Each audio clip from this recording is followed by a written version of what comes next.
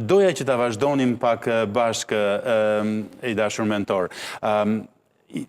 Pyetjen që ja bëre ministrit Maqedonci, doja unë që tua bëja juve.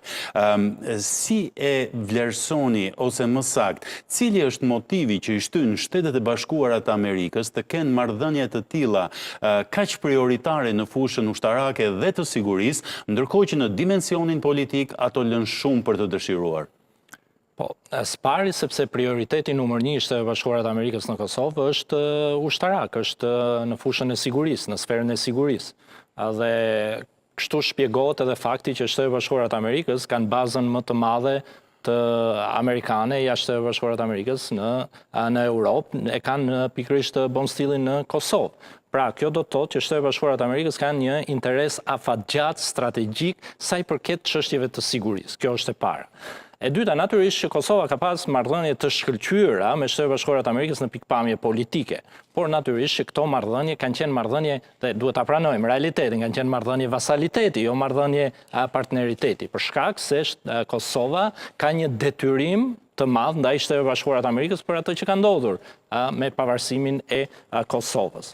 Me rritjen e sovranitetit, le të themi, të Kosovës dhe një qasje politike disi më sovrane, dhe kryesisht kjo e shoqëruar me ardhin e kryeministrit Kurti në pushtet, kemi edhe një lloj rritje të tensioneve, sepse tani më nuk jemi në formulën ku Shtetet Bashkuara të Amerikës tonë dhe Kosova zbaton, por jemi në një formulë ku marrëdhëniet politike janë disi më të acaruara dhe më të agravuara. Dhe besoj kjo e shpjegon edhe faktin që në nivel politik kemi marrëdhënie me tensionuara, ndërkohë që në nivel të sigurisë dhe të mbrojtjes vazhdojmë të kemi të njëjtat marrëdhënie që kemi pas edhe më përpara.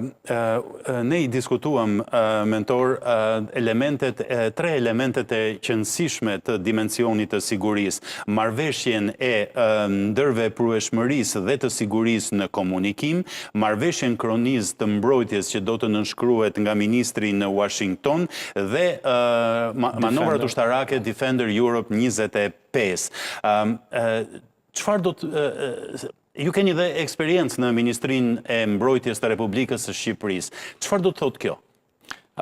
Natyrisht është një besim i madh që Shtetet Bashkuara të Amerikës, që janë aktori kryesor në fushën e sigurisë në Europë, kanë për Kosovën, por edhe për institucionet e sigurisë së Kosovës. Ky është një lloj votbesimi ndaj institucioneve të sigurisë së Kosovës dhe kjo duhet përshëndetur. Pra, që të realizosh një prej stërvitjeve më të mëdha ushtarake që demonstrohet në Europë, siç është rasti i Defender Europe, e cila është zhvilluar edhe në Shqipëri para në mos gaboj disa vitesh, është një besim Defender Europe 23.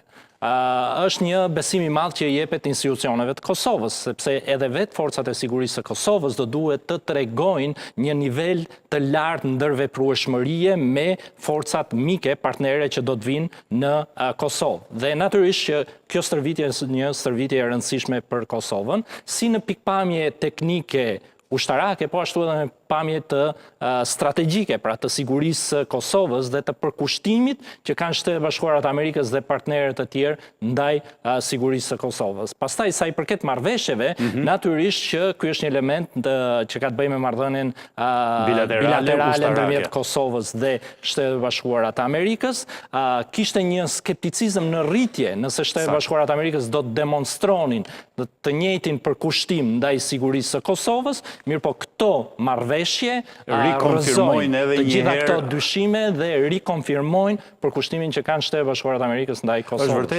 Është vërtet një lajm i madh dhe deklaratat e ministrit janë vërtet shumë siguruese, që të sigurojnë që raportet janë realisht në nivel shumë të mirë në dimensionin ushtarak dhe të sigurisë. Unë shpresoj që të gjithë të sinjale që japin edhe Shtetet Bashkuara të Amerikës, gjitha këto mesazhe që përçojnë Shtetet Bashkuara të Amerikës, do të reflektohen edhe në nivel politik. Pasi realisht Kosova po kalon një situatë shumë të vështirë politike dhe më vjen keq që ta them po sillen ashtu siç i do Beogradi të sillen.